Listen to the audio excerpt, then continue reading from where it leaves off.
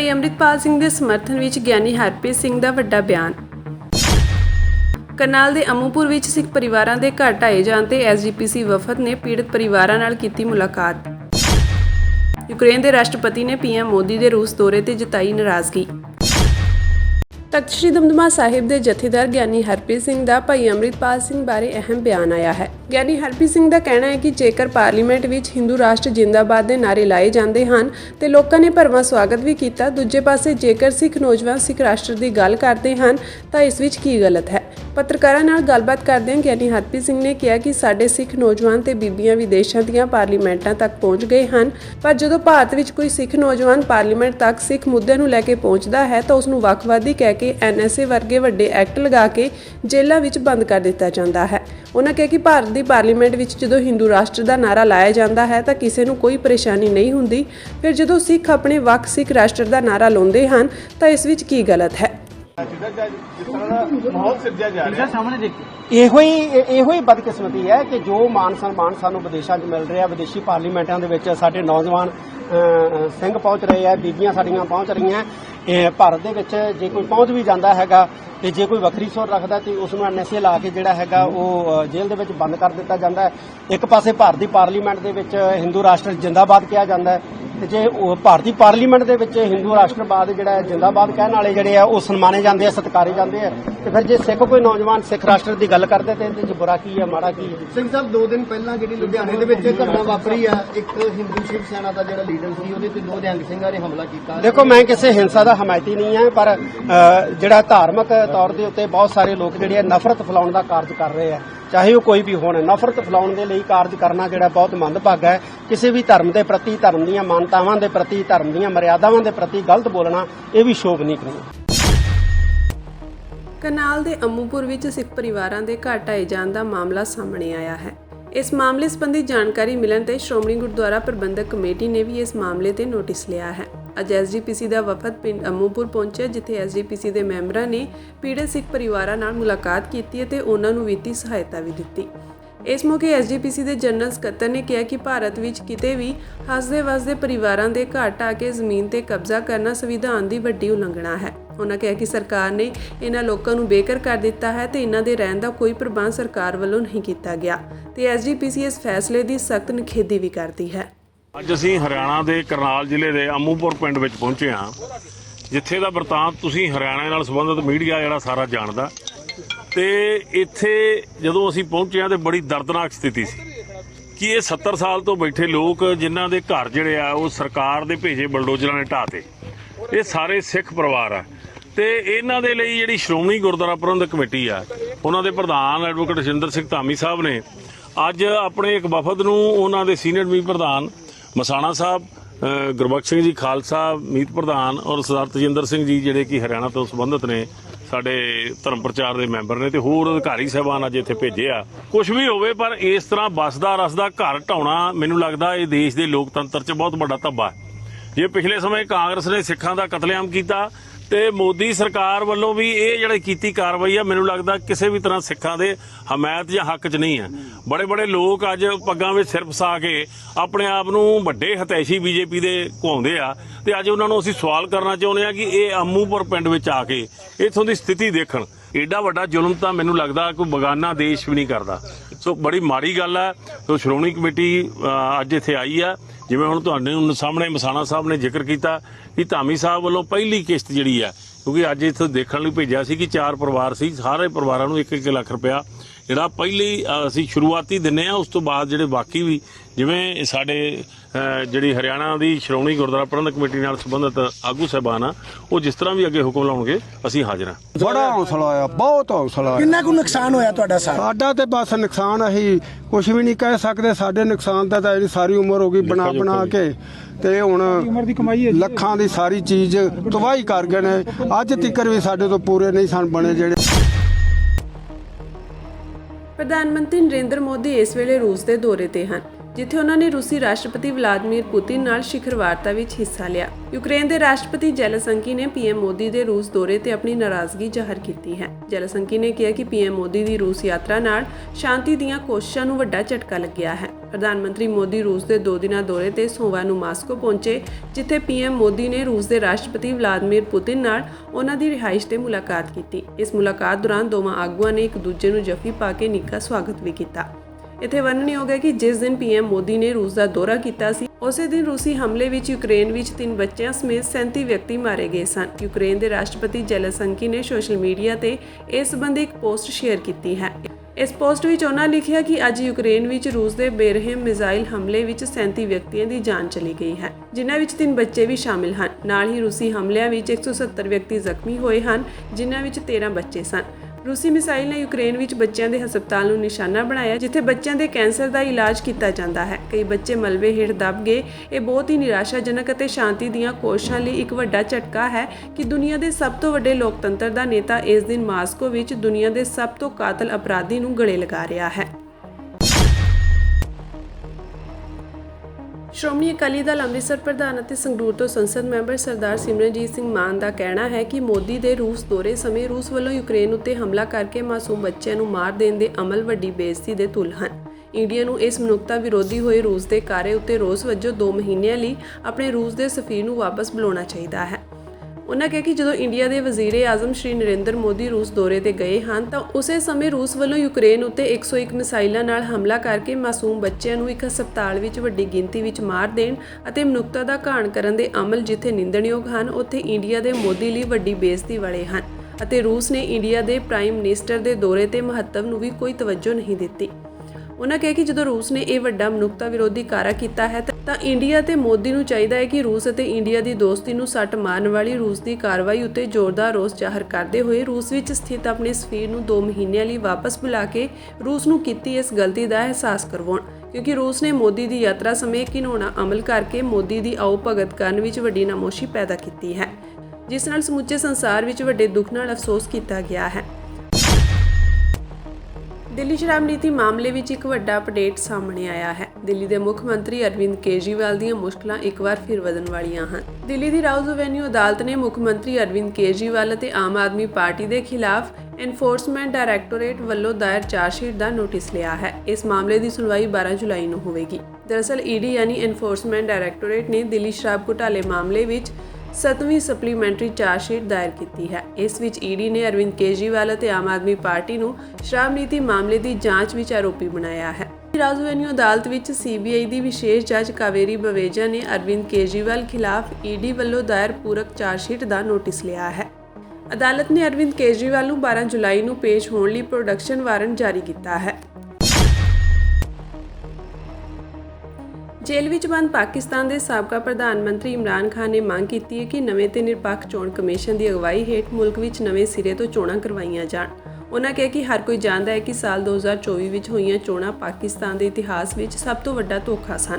ਜੇਲ੍ਹ ਵਿੱਚ ਬੰਦ ਇਮਰਾਨ ਖਾਨ ਨੇ ਜਾਰੀ ਕੀਤੇ ਸੁਨੇਹੇ ਵਿੱਚ ਕਿਹਾ, ਮੈਂ ਸੱਚੀ ਆਜ਼ਾਦੀ ਦੇ ਸੰਘਰਸ਼ ਵਿੱਚ ਡਟਿਆ ਰਹਾਂਗਾ। ਤਕਰੀਬਨ 1 ਸਾਲ ਜੇਲ੍ਹ ਵਿੱਚ ਰਹਿਣ ਅਤੇ ਵੱਧ ਤੋਂ ਵੱਧ ਗਰਮੀ ਸਹਿਣ ਦੇ ਬਾਵਜੂਦ ਮੈਂ ਕਦੇ ਵੀ ਸਾਡੇ ਸਮੇਂ ਦੇ ਜ਼ਾਲਮਾਂ ਅੱਗੇ ਸਮਰਪਣ ਨਹੀਂ ਕਰਾਂਗਾ।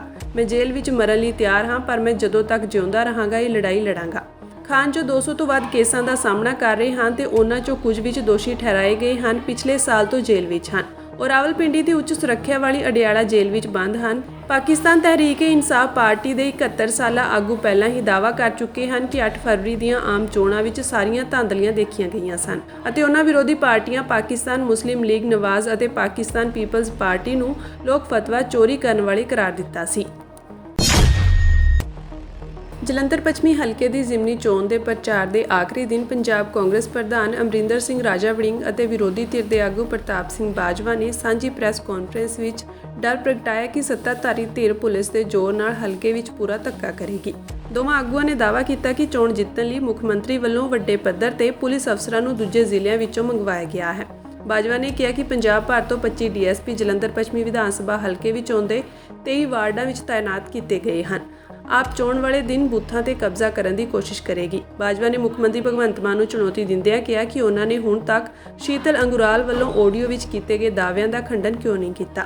ਉਹਨਾਂ ਕਿਹਾ ਕਿ ਸੁਨੀਲ ਜਾਖੜ ਨੂੰ ਸ਼ੀਤਲ ਅੰਗੁਰਾਲ ਤੋਂ ਅੱਜ ਹੀ ਆਡੀਓ ਜਾਰੀ ਕਰਵਾਉਣੀ ਚਾਹੀਦੀ ਹੈ। ਜੇ ਅਜਿਹਾ ਨਹੀਂ ਕੀਤਾ ਜਾਂਦਾ ਤਾਂ ਇਹ ਮੰਨਿਆ ਜਾਵੇਗਾ ਕਿ ਇਸ ਚੋਣ ਵਿੱਚ ਆਪ ਅਤੇ ਭਾਜਪਾ ਇੱਕ ਦੂਜੇ ਦੇ ਨਾਲ ਮਿਲੇ ਹੋਏ ਹਨ। ਰਾਜਾ ਵੜਿੰਗ ਵੱਲੋਂ ਪੁਲਿਸ ਕਮਿਸ਼ਨਰ, ਡਿਪਟੀ ਕਮਿਸ਼ਨਰ ਅਤੇ ਰਿਟਰਨਿੰਗ ਅਫਸਰ ਬਣੇ ਡੀਐਸਪੀਜ਼ ਨੂੰ ਚੋਣਾਂ ਵਾਲੇ ਦਿਨ ਸਰਕਾਰ ਦੇ ਇਸ਼ਾਰੇ ਤੇ ਕਾਰਵਾਈ ਕਰਨ ਦੀ ਚੇਤਾਵਨੀ ਦਿੱਤੀ ਗਈ ਹੈ। ਰਾਜਾ ਵੜਿੰਗ ਨੇ ਕਿਹਾ ਕਿ ਵੋਟਾਂ ਵਾਲੇ ਦਿਨ 10 ਜੁਲਾਈ ਨੂੰ ਉਹ ਅਤੇ ਪ੍ਰਤਾਪ ਸਿੰਘ ਬਾਜਵਾ ਪੁਲਿਸ ਕਮਿਸ਼ਨਰ ਦਫ਼ਤਰ ਵਿੱਚ ਬੈਠਣਗੇ ਤਾਂ ਜੋ ਕੋਈ ਵੀ ਅਧਿਕਾਰੀ ਚੋਣਾਂ ਵਿੱਚ ਗੜਬੜ ਨਾ ਕਰ ਸਕੇ। ਉਨ੍ਹਾਂ ਪੰਜਾਬ ਦੇ ਰਾਜਪਾਲ ਬਨਵਾਰੀ ਲਾਲ ਪੁਰੋਹਿਤ ਨੂੰ ਵੀ ਅਪੀਲ ਕੀਤੀ ਕਿ ਉਹ ਆਪਣੇ ਪ੍ਰਸ਼ਾਸਨ ਅਤੇ ਪੁਲਿਸ ਪ੍ਰਤੀ ਚੌਕਸ ਰਹਿਣ। ਵੜਿੰਗ ਨੇ ਕਿਹਾ ਕਿ ਮੁੱਖ ਮੰਤਰੀ ਮੁਲਾਜ਼ਮ ਯੂਨੀਅਨਾਂ ਦੀਆਂ ਸਮੱਸਿਆਵਾਂ ਨੂੰ ਹੱਲ ਕਰਨ ਵਿੱਚ ਸਫਲ ਰਹੇ ਹਨ। ਕਰਮਚਾਰੀਆਂ ਨੂੰ ਦੂਰ ਰੱਖਣ ਲਈ ਮੁੱਖ ਮੰਤਰੀ ਦੇ ਸਮਾਗਮ ਵਾਲੀ ਥਾਂ ਵੱਲ ਜਾਣ ਵਾਲੀਆਂ ਸਾਰੀਆਂ ਸੜਕਾਂ ਨੂੰ ਬੰਦ ਕਰ ਦਿੱਤਾ ਜਾਂਦਾ ਸੀ। ਉਨ੍ਹਾਂ ਕਿਹਾ ਕਿ ਸਕੂਲ ਵਿਕਾਸ ਯੋਜਨਾ ਦੇ ਨਾਮਕਰਨ ਕਾਰਨ 550 ਕਰੋੜ ਰੁਪਏ ਦੀ GOI ਦੀ ਗ੍ਰਾਂਟ ਰੋਕ ਦਿੱਤੀ ਗਈ ਹੈ। ਉਨ੍ਹਾਂ ਕਿਹਾ ਕਿ ਮੂੰਗੀ ਦਾਲ ਦੇ ਉਤਪਾਦਕ ਵੀ ਨਿਰਾਸ਼ ਹਨ। ਉਨ੍ਹਾਂ ਕਿਹਾ ਕਿ ਮੁੱਖ ਮੰਤਰੀ ਨੇ 2.5 ਸਾਲਾਂ ਵਿੱਚ ਜਿਸ ਤਰ੍ਹਾਂ ਦਾ ਸ਼ਾਸਨ ਕੀਤਾ ਉਸ ਨਾਲ ਪੰਜਾਬ 25 ਸਾਲ ਪਿੱਛੇ ਚਲਾ ਗਿਆ ਹੈ।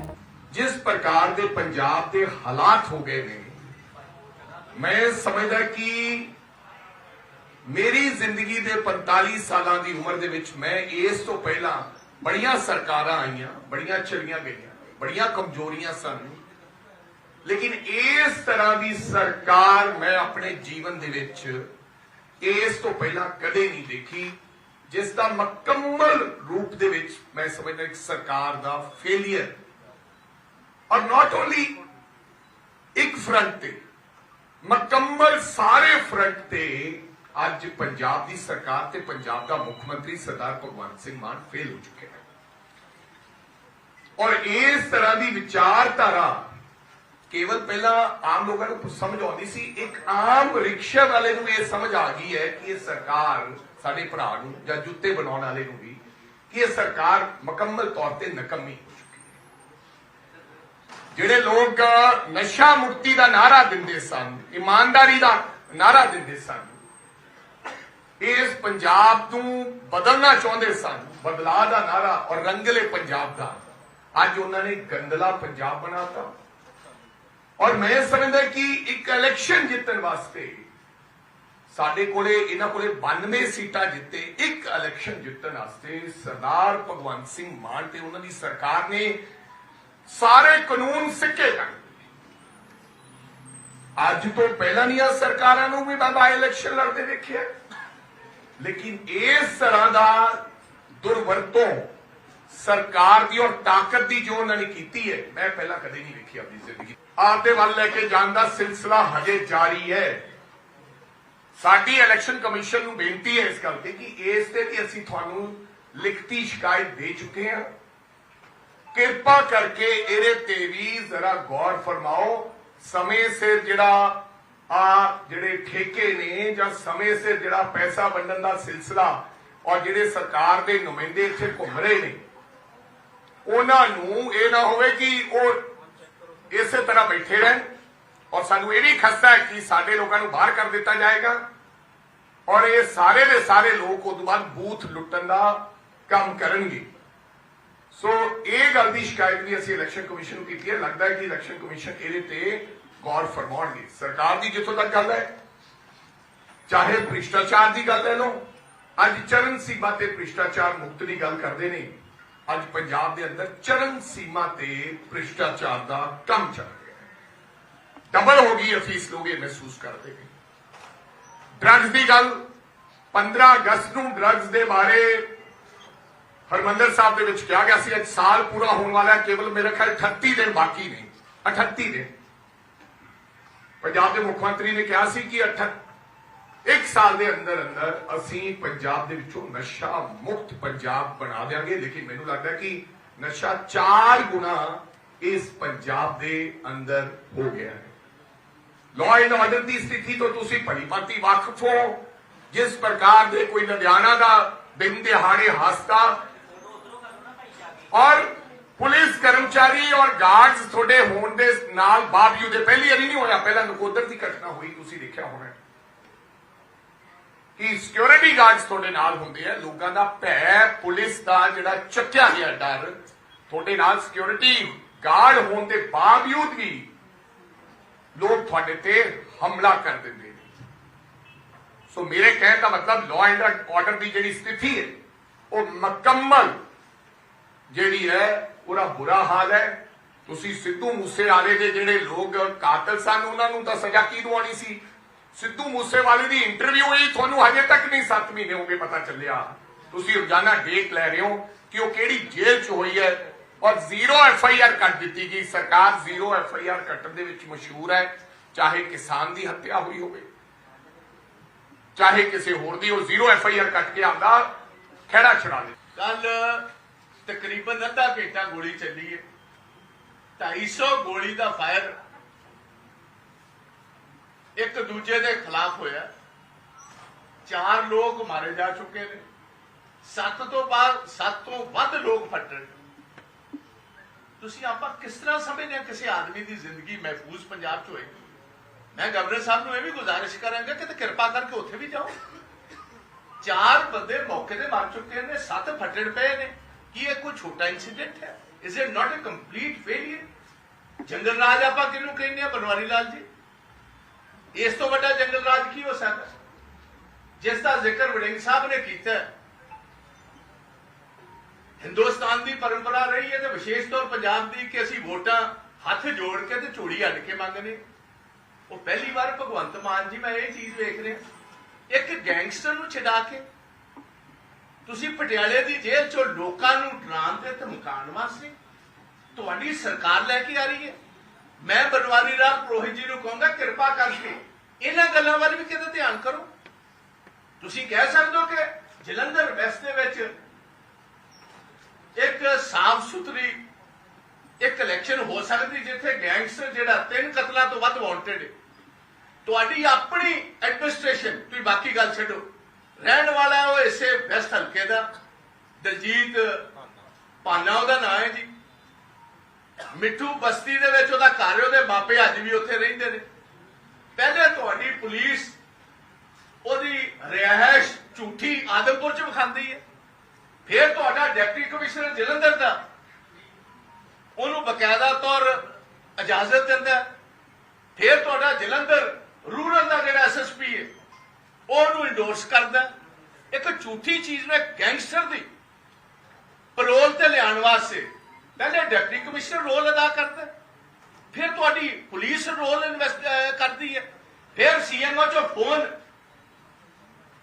ਸੁਪਰਡੈਂਟ ਜੇਲ੍ਹ ਪਟਿਆਲੇ ਨੂੰ ਜਾਂਦਾ ਕਿ ਸਾਨੂੰ ਜਲਦੀ ਤੋਂ ਜਲਦੀ ਲੋੜ ਹੈ ਕਿਉਂਕਿ ਸੀਤਲ ਲੰਗਰਾਜ ਕੋਲ ਜਿਹੜੀ ਪੈਨ ਡਰਾਈਵ ਸੀ ਜਿਹਦੇ ਵਿੱਚ ਸਿੱਧੇ ਤੌਰ ਉਹਨਾਂ ਨੇ ਭਗਵੰਤ ਮਾਨ ਦੇ ਪਰਿਵਾਰ ਤੇ ਦੋਸ਼ ਲਾਏ ਸੀ ਪੈਸੇ ਲੈਣ ਦੇ, ਤੇ ਜਿਹਦੇ ਵਿੱਚ ਰਮਨ ਅਰੋੜੇ ਦੀ ਤੇ 2 ਹੋਰ ਇਹਨਾਂ ਦੇ ਆਪ ਦੇ MLAs ਦੀ ਗੱਲਬਾਤ ਹੋ ਰਹੀ ਆਪਸ, ਕਿੰਨਾ ਮਹੀਨਾ ਜਾਂਦਾ, ਕਿਹਨੂੰ ਕੀ ਜਾਂਦਾ, ਉਹ ਸਾਰੀਆਂ ਚੀਜ਼ਾਂ ਉਸ ਪੈਨ ਡਰਾਈਵ ਵਿੱਚ ਸਨ। ਇੱਕ ਟੌਪ ਦਾ ਪੁਲਿਸ ਅਫਸਰ ਜਲੰਧਰ ਦਾ ਤੇ ਚੰਡੀਗੜ੍ਹ ਦਾ ਸੀਤਲ ਅੰਗੁਰਾਲ ਨੂੰ ਜਲੰਧਰ ਦੇ ਹੋਟਲ 'ਚ ਬਾਹਰ ਸੱਦ ਕੇ ਧਮਕਾਉਂਦਾ, ਤੇ ਉਸ ਤੋਂ ਬਾਅਦ ਇਹ ਭਾਨਾ ਉਹਦੇ ਘਰ ਦੇ ਚੱਕਰ ਲਾਉਂਦਾ ਕਿਉਂਕਿ 22 ਦੀ ਇਲੈਕਸ਼ਨ ਦੇ ਵਿੱਚ ਵੀ ਇਹ ਭਾਨਾ ਸੀਤਲ ਅੰਗੁਰਾਲ ਦੀ ਇਲੈਕਸ਼ਨ ਦੇ ਕੰਪੇਨ ਦੇ ਵਿੱਚ ਉਹਦੇ 'ਚ ਮਦਦ ਕਰਕੇ ਇਹਨੂੰ ਇਲੈਕਸ਼ਨ ਜਿਤਾਉਂਦਾ। ਉਹ ਬਕਾਇਦਾ ਤੌਰ ਉਹਨੂੰ ਮੈਸੇਜ ਘੱਲਦਾ ਕਿ ਜੇ ਅੱਜ ਜਿਹੜਾ ਤੂੰ ਹੁਣ ਬਾਬੂ ਜਗਜੀਵਨ ਰਾਮ ਜੀ ਦੇ ਚੌਂਕ ਦੇ ਵਿੱਚ ਪੈਨ ਡਰਾਈਵ ਇਹਦੇ ਵਿੱਚ ਤੂੰ ਪਰਦਾਫਾਸ਼ ਕਰਨ ਲੱਗਾ, ਪਰਦਾਫਾਸ਼ ਕਰਕੇ ਆਵੇ ਆਪਣੇ ਪਰਿਵਾਰ ਦਾ ਧਿਆਨ ਰੱਖ। ਕਦੀ ਅਸੀਂ ਸੋਚ ਸਕਦੇ ਬਨਵਾਰੀ ਲਾਲ ਜੀ ਕਿ ਇਹਨਾਂ ਵੱਲ ਵੀ ਧਿਆਨ ਕਰੋ। ਤੁਹਾਡੀ ਆਪਣੀ ਸਰਕਾਰ ਕ੍ਰਾਈਮ ਦੇ ਵਿੱਚ ਪਾਰਟਨਰ ਬਣ ਜਾਏ, ਇੱਕ ਐਡੇ ਵੱਡੇ ਗੁਨਾਹ ਨੂੰ ਰੋਕਣ ਵਾਸਤੇ ਤੁਹਾਡੀ ਸਰਕਾਰ ਆਪ ਹੀ ਸਾਰਾ ਪ੍ਰਬੰਧ ਕਰ ਰਹੀ ਹੈ। ਤੁਹਾਡਾ ਡਿਪਟੀ ਕਮਿਸ਼ਨਰ ਝੂਠ ਬੋਲ ਰਿਹਾ, ਤੁਹਾਡਾ SSP ਝੂਠ ਬੋਲ ਰਿਹਾ, ਤੁਹਾਡੇ ਬਕਾਇਦਾ ਤੌਰ ਸਿੱਧੀ CMO ਚੋਂ ਸੁਪਰਡੈਂਟ ਪੁਲਿਸ ਨੂੰ ਡਾਇਰੈਕਸ਼ਨ ਦੇ ਕੇ ਉਹਦਾ ਮਤਲਬ ਹੈ ਕਿ ਭਗਵੰਤ ਮਾਨ ਨੂੰ ਪਹਿਲਾਂ ਹੀ ਪਤਾ ਸੀ ਕਿ ਉਹ ਗਰਾਮ ਦੇ ਕੋਲ ਇਸ ਕਿਸਮ ਦੀ ਆਡੀਓ ਹੈ। ਖੇਤੀਬਾੜੀ ਉਪਜਾਂ ਲਈ ਘੱਟੋ-ਘੱਟ ਸਮਰਥਨ ਮੁੱਲ ਦੀ ਕਾਨੂੰਨੀ ਗਰੰਟੀ ਦੀ ਮੰਗ ਦੇ ਵਿਚਕਾਰ ਭਾਰਤੀ ਸਟੇਟ ਬੈਂਕ ਦੀ ਇੱਕ ਤਾਜ਼ਾ ਖੋਜ ਰਿਪੋਰਟ ਵਿੱਚ ਸੁਝਾਅ ਦਿੱਤਾ ਗਿਆ ਹੈ ਕਿ ਸਰਕਾਰ ਆਉਣ ਵਾਲੇ ਕੇਂਦਰੀ ਬਜਟ ਵਿੱਚ ਕਿਸਾਨਾਂ ਦੀ ਸਹਾਇਤਾ ਲਈ ਵਿਕਲਪ ਵਿਧੀ ਤਿਆਰ ਕਰੇ। ਰਿਪੋਰਟ ਵਿੱਚ ਕਿਹਾ ਗਿਆ ਹੈ ਕਿ ਫਸਲਾਂ ਦੀ ਸਰਕਾਰੀ ਖਰੀਦ ਕੁੱਲ ਉਪਜ ਦੇ ਲਗਭਗ 6% ਤੱਕ ਸੀਮਿਤ ਹੈ ਤੇ ਬਾਕੀ ਬਚੇ 94% ਖੇਤੀਬਾੜੀ ਉਤਪਾਦਨ ਨੂੰ ਸਮਰਥਨ ਦੇਣ ਲਈ ਖੇਤੀਬਾੜੀ ਮੰਡੀਆਂ ਅਤੇ ਗ੍ਰਾਮ ਹਾਟ ਵਰਗੇ ਵਿਕਲਪ ਤੰਤਰ ਦੀ ਲੋੜ ਹੈ। ਰਿਪੋਰਟ ਵਿੱਚ ਸਿਫਾਰਿਸ਼ ਕੀਤੀ ਗਈ ਹੈ ਕਿ ਸਰਕਾਰ ਰਾਜਾਂ ਵਿੱਚ ਵਧੇਰੇ ਮੰਡੀਆਂ ਦੇ ਵਿਕਾਸ ਰਾਹੀਂ ਸਿੱਧੇ ਖਪਤਕਾਰ ਕਿਸਾਨ ਇੰਟਰਫੇਸ ਦੀ ਸਹੂਲਤ ਦੇ ਕੇ ਆਉਣ ਵਾਲੇ ਬਜਟ ਵਿੱਚ MSP ਮੁੱਦੇ ਨੂੰ ਹੱਲ ਕਰੇ। ਇਹਨਾਂ ਮੰਡੀਆਂ ਦੀ ਸਥਾਪਨਾ ਨਾਲ ਕਿਸਾਨਾਂ ਨੂੰ ਆਪਣੀ ਉਪਜ ਸਿੱਧੇ ਖਪਤਕਾਰਾਂ ਨੂੰ ਵੇਚਣ ਦੀ ਸਹੂਲਤ ਮਿਲੇਗੀ, ਜਿਸ ਨਾਲ ਉਹਨਾਂ ਦੀ ਆਮਦਨ ਅਤੇ ਮੰਡੀ ਪਹੁੰਚ ਵਿੱਚ ਸੁਧਾਰ ਹੋਵੇਗਾ। ਰਿਪੋਰਟ ਵਿੱਚ ਇਹ ਵੀ ਸੁਝਾਅ ਦਿੱਤਾ ਗਿਆ ਹੈ ਕਿ ਸੂਬੇ ਨੂੰ ਸ਼ਹਿਰੀ ਹਾਟ ਨੂੰ ਉਤਸ਼ਾਹਿਤ ਕਰਕੇ ਇਸ ਪਹਿਲ ਕਦਮੀ ਦੀ ਅਗਵਾਈ ਕਰਨੀ ਚਾਹੀਦੀ ਹੈ, ਜਿਸ ਨਾਲ ਕਿਸਾਨਾਂ ਨੂੰ ਖਪਤਕਾਰਾਂ ਨਾਲ ਸਿੱਧਾ ਜੁੜਨ ਵਿੱਚ ਮਦਦ ਮਿਲੇਗੀ। ਰਿਪੋਰਟ ਵਿੱਚ ਕਿਹਾ ਗਿਆ ਹੈ ਕਿ ਖੇਤੀਬਾੜੀ ਅਤੇ ਸਹਾਇਕ ਗਤੀਵਿਧੀਆਂ ਲਈ ਕਰਜ਼ੇ ਵਿੱਚ ਮਹੱਤਵਪੂਰਨ ਵਾਧਾ ਹੋਇਆ ਹੈ, ਜੋ ਵਿੱਤੀ ਸਾਲ 2014 ਵਿੱਚ 6 ਲੱਖ ਕਰੋੜ ਰੁਪਏ ਤੋਂ ਵੱਧ ਕੇ ਵਿੱਤੀ ਸਾਲ 2024 ਵਿੱਚ 20.7 ਲੱਖ ਕਰੋੜ ਰੁਪਏ ਹੋ ਗਿਆ ਹੈ। ਇਸ ਵਾਧੇ ਦੇ ਬਾਵਜੂਦ MSP ਵਿਧੀ ਕੀਮਤ ਦੀ ਖੋਜ ਵਿੱਚ ਮਹੱਤਵਪੂਰਨ ਭੂਮਿਕਾ ਨਿਭਾਉਂਦੇ ਹੋਏ ਕਈ ਚੁਣੌਤੀਆਂ ਦਾ ਸਾਹਮਣਾ ਕਰਦੀ ਹੈ। ਇਹਨਾਂ ਚੁਣੌਤੀਆਂ ਵਿੱਚ ਰਾਜਨੀਤਿਕ ਦਖਲਅੰਦਾਜ਼ੀ, ਨਿੱਜੀ ਨਿਵੇਸ਼ ਨੂੰ ਨਿਰਾਸ਼ ਕਰਨਾ ਤੇ ਗੈਰ MSP ਫਸਲਾਂ ਦੀ ਅਣਦੇਖੀ ਸ਼ਾਮਿਲ ਹੈ। ਰਿਪੋਰਟ ਵਿੱਚ ਸਿਫਾਰਿਸ਼ ਕੀਤੀ ਗਈ ਹੈ ਕਿ ਭਾਰਤੀ ਖੇਤੀ ਨੂੰ ਸਮਰਥਨ ਦੇਣ ਲਈ ਇੱਕ ਹੋਰ ਸਮਾਵੇਸ਼ੀ ਅਤੇ ਟਿਕਾਊ ਢਾਂਚਾ ਬਣਾਉਣ ਲਈ ਨੀਤੀ ਨਿਰਮਾਤਾਵਾਂ ਨੂੰ ਫਸਲੀ ਵਿਭਿੰਨਤਾ ਨੂੰ ਉਤਸ਼ਾਹਿਤ ਕਰਨਾ ਚਾਹੀਦਾ ਹੈ, ਉੱਚ ਮੁੱਲ ਅਤੇ ਜਲਵਾਯੂ ਅਨੁਕੂਲ ਫਸਲਾਂ ਨੂੰ ਉਤਸ਼ਾਹਿਤ ਕਰਨਾ ਚਾਹੀਦਾ ਹੈ ਅਤੇ ਖੇਤੀਬਾੜੀ ਮਾਰਕੀਟਿੰਗ ਬੁਨਿਆਦੀ ਢਾਂਚੇ ਦਾ ਵਿਸਤਾਰ ਕਰਨਾ ਚਾਹੀਦਾ ਹੈ। ਅਜਿਹੇ ਉਪਾਅ ਮੌਜੂਦਾ MSP ਪ੍ਰਣਾਲੀ ਦੀਆਂ ਕੁਝ ਕਮੀਆਂ ਨੂੰ ਦੂਰ ਕਰਨ ਅਤੇ ਕਿਸਾਨਾਂ ਨੂੰ ਵਿਆਪਕ ਸਹਾਇਤਾ ਪ੍ਰਦਾਨ ਕਰਨ ਵਿੱਚ ਮਦਦ ਕਰਨਗੇ। ਸਾਰੀਆਂ ਫਸਲਾਂ ਤੇ ਘੱਟੋ-ਘੱਟ ਸਮਰਥਨ ਮੁੱਲ ਦੀ ਕਾਨੂੰਨੀ ਗਰੰਟੀ ਦੀ ਕਿਸਾਨਾਂ ਦੀ ਮੰਗ ਦੇ ਵਿਵਾਦਪੂਰਨ ਮੁੱਦੇ ਤੇ ਰਿਪੋਰਟ ਸਰਕਾਰ ਤੇ ਸੰਭਾਵਿਤ ਵਿੱਤੀ ਬੋਝ ਨੂੰ ਉਜਾਗਰ ਕਰਦੀ ਹੈ। ਇਸ ਵਿੱਚ ਕਿਹਾ ਗਿਆ ਹੈ ਕਿ ਜੇਕਰ ਸਰਕਾਰ ਸਾਰੀਆਂ ਫਸਲਾਂ ਦੀ ਘੱਟੋ-ਘੱਟ ਸਮਰਥਨ ਮੁੱਲ ਦੇ ਤਹਿਤ ਖਰੀਦ ਕਰਦੀ ਹੈ ਤਾਂ ਵਿੱਤੀ ਸਾਲ 2024 ਵਿੱਚ ਅਜਿਹੀਆਂ ਫਸਲਾਂ ਦੀ ਖਰੀਦ ਦੀ ਕੁੱਲ ਲਾਗਤ ਲਗਭਗ 13.5 ਲੱਖ ਕਰੋੜ ਰੁਪਏ ਹੋ ਜਾਂਦੀ ਹੈ। ਇਸ ਤੋਂ ਇਲਾਵਾ ਰਿਪੋਰਟ ਸਿਫਾਰਿਸ਼ ਕਰਦੀ ਹੈ ਕਿ MSP ਤੇ ਕਾਨੂੰਨੀ ਗਰੰਟੀ ਫਲਾਂ ਅਤੇ ਸਬਜ਼ੀਆਂ ਵਰਗੀਆਂ ਗੈਰ MSP ਫਸਲਾਂ ਦੀ ਅਣਦੇਖੀ ਦਾ ਕਾਰਨ ਬਣੇਗੀ ਅਤੇ ਖੇਤੀਬਾੜੀ ਸੈਕਟਰ ਵਿੱਚ ਨਿੱਜੀ ਨਿਵੇਸ਼ ਨੂੰ ਨਿਰਾਸ਼ ਕਰ ਸਕਦੀ ਹੈ। ਇਹ ਨਿਰਯਾਤ ਮੁਕਾਬਲੇਬਾਜ਼ੀ ਨੂੰ ਵੀ ਘਟਾ ਸਕਦਾ ਹੈ ਅਤੇ ਵਿਸ਼ਵ ਵਪਾਰ ਸੰਗਠਨ ਤੇ ਵਪਾਰਕ ਵਿਵਾਦਾਂ ਨੂੰ ਵਧਾ ਸਕਦਾ ਹੈ। ਰਿਪੋਰਟ ਨੇ ਕਈ ਤਰੀਕੇ ਸੁਝਾਏ ਹਨ। ਇੱਕ ਵਿਕਲਪ ਹੈ ਨਿੱਜੀ ਪਾਰਟੀਆਂ ਨੂੰ ਘੱਟੋ-ਘੱਟ ਸਮਰਥਨ ਮੁੱਲ ਤੇ ਜਾਂ ਇਸ ਤੋਂ ਵੱਧ ਫਸਲ ਖਰੀਦਣ ਲਈ ਮਜਬੂਰ ਕਰਨਾ। ਜੇਕਰ ਸਰਕਾਰ ਸਾਰੀ ਰਕਮ ਖਰੀਦ ਲੈਂਦੀ ਹੈ ਤਾਂ ਸਟੋਰੇਜ ਦਾ ਮੁੱਦਾ ਬਣ ਜਾਵੇਗਾ। ਇੱਕ ਹੋਰ ਪ੍ਰਸਤਾਵਿਤ ਹੱਲ ਕੀਮਤ ਕਟੌਤੀ ਭੁਗਤਾਨ ਪ੍ਰਣਾਲੀ ਹੈ, ਜਿੱਥੇ ਸਰਕਾਰ ਸਿੱਧੇ ਤੌਰ ਤੇ ਕਿਸਾਨਾਂ ਨੂੰ ਵਿਕਰੀ ਮੁੱਲ ਅਤੇ ਘੱਟੋ-ਘੱਟ ਸਮਰਥਨ ਮੁੱਲ ਵਿਚਕਾਰ ਅੰਤਰ ਲਈ ਮੁਆਵਜ਼ਾ ਦੇਵੇਗੀ। ਇਹੀ ਪਹੁੰਚ ਕਿਸਾਨਾਂ ਨੂੰ ਸਮਰਥਨ ਦੇਣ ਦੇ ਨਾਲ-ਨਾਲ ਸਰਕਾਰ ਦੀ ਵਿੱਤੀ ਲਾਗਤ ਨੂੰ ਵੀ ਘਟਾਏਗੀ। ਰਿਪੋਰਟ ਵਿੱਚ ਪਿਛਲੇ ਦਹਾਕੇ ਦੌਰਾਨ ਸਰਕਾਰੀ ਖਰੀਦ ਦੇ ਆંકੜੇ ਵੀ ਉਪਲਬਧ ਕਰਵਾਏ ਗਏ ਹਨ। ਇਸ ਵਿੱਚ ਕਿਹਾ ਗਿਆ ਹੈ ਕਿ ਜਦੋਂ ਕਿ ਸਾਰੀਆਂ 22 ਫਸਲਾਂ ਲਈ ਘੱਟੋ-ਘੱਟ ਸਮਰਥਨ ਮੁੱਲ ਵਿੱਚ ਔਸਤਨ 100% ਤੋਂ ਵੱਧ ਦਾ ਵਾਧਾ ਹੋਇਆ ਹੈ, ਸਰਕਾਰ ਮੁੱਖ ਤੌਰ ਤੇ ਭਾਰਤੀ ਖੁਰਾਕ ਨਿਗਮ ਅਤੇ ਰਾਜ ਏਜੰਸੀਆਂ ਦੁਆਰਾ ਕਣਕ ਅਤੇ ਝੋਨੇ ਦੀ ਖਰੀਦ ਕਰਦੀ ਹੈ। ਜ਼ਿਕਰਯੋਗ ਹੈ ਕਿ ਪੰਜਾਬ ਅਤੇ ਹਰਿਆਣਾ ਵਿੱਚ ਪੈਦਾ ਹੋਏ ਝੋਨੇ ਦਾ 92.8% ਅਤੇ 73.6% ਹਿੱਸਾ ਸਰਕਾਰ ਖਰੀਦਦੀ ਹੈ। ਕਣਕ ਲਈ ਸਰਕਾਰ 72% ਉਤਪਾਦਨ ਪੰਜਾਬ ਤੋਂ ਅਤੇ 56.6% ਹਰਿਆਣਾ ਤੋਂ ਖਰੀਦਦੀ ਹੈ। ਰਿਪੋਰਟ ਵਿੱਚ ਕਿਸਾਨ ਕਰਜ਼ਾ ਮੁਆਫੀ ਦੇ ਮੁੱਦੇ ਨੂੰ ਵੀ ਸੰਬੋਧਿਤ ਕੀਤਾ ਗਿਆ ਹੈ, ਜਿਸ ਵਿੱਚ ਕਿਹਾ ਗਿਆ ਹੈ ਕਿ ਅਜਿਹੀਆਂ ਛੂਟ ਖੇਤੀ ਕਰਜ਼ੇ ਤੇ ਸੱਭਿਆਚਾਰ ਨੂੰ ਵਿਗਾੜਦੀਆਂ ਹਨ। ਇਸ ਵਿੱਚ ਕਿਹਾ ਗਿਆ ਕਿ ਸਾਡਾ ਪੱਕਾ ਵਿਸ਼ਵਾਸ ਹੈ ਕਿ ਕਿਸਾਨ ਕਰਜ਼ਾ ਮੁਆਫ ਜ਼ਰੂਰੀ ਤੌਰ ਤੇ ਅਤੇ ਅੰਤ ਵਿੱਚ ਇੱਕ ਸਵੈ ਲਕਸ਼ ਦੀ ਪੂਰਤੀ ਕਰਦੀ ਹੈ, ਜੋ ਕਿ ਕ੍ਰੈਡਿਟ ਕਲਚਰ ਨੂੰ ਵਿਗਾੜਦਾ ਹੈ। ਇਸ ਵਿੱਚ ਕਿਹਾ ਗਿਆ ਕਿ ਸਾਡਾ ਦ੍ਰਿੜ ਵਿਸ਼ਵਾਸ ਹੈ ਕਿ ਕਿਸਾਨ ਕਰਜ਼ਾ ਮੁਆਫੀ ਕਿਸਾਨਾਂ ਨੂੰ ਅਸਥਾਈ ਰਾਹਤ ਪ੍ਰਦਾਨ ਕਰਦੀ ਹੈ। ਇਸ ਰਿਪੋਰਟ ਵਿੱਚ MSP ਦੀਆਂ ਵਿਆਪਕ ਕਾਨੂੰਨੀ ਗਰੰਟੀਆਂ ਨਾਲ ਜੁੜੀਆਂ ਸੰਭਾਵੀ ਵਿੱਤੀ ਅਤੇ ਆਰਥਿਕ ਚੁਣੌਤੀਆਂ ਨੂੰ ਵੀ ਉਜਾਗਰ ਕੀਤਾ ਗਿਆ ਹੈ ਅਤੇ ਕਿਸਾਨਾਂ ਨੂੰ ਪ੍ਰਭਾਵਸ਼ਾਲੀ ਢੰਗ ਨਾਲ ਸਮਰਥਨ ਕਰਨ ਲਈ ਇੱਕ ਵਧੇਰੇ ਸੰਜੀਦਾ ਪਹੁੰਚ ਦਾ ਸੁਝਾਅ ਵੀ ਦਿੱਤਾ ਗਿਆ ਹੈ।